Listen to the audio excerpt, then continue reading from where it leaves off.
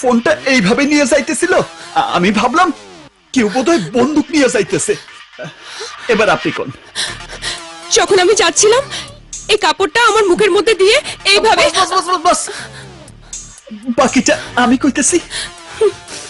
বাবু, খুনির চোখটা বন্ধ হয়ে যাবে ভাইবা, এই কাপড়টা ওনার মুখে চাইপা ধরছিলাম। বাকিটা আপনি কোন? তারপর তারপর আমাকে জড়িয়ে ধরে এইভাবে। বসমান সাহেব, বাকিটা আমি কইতেছি।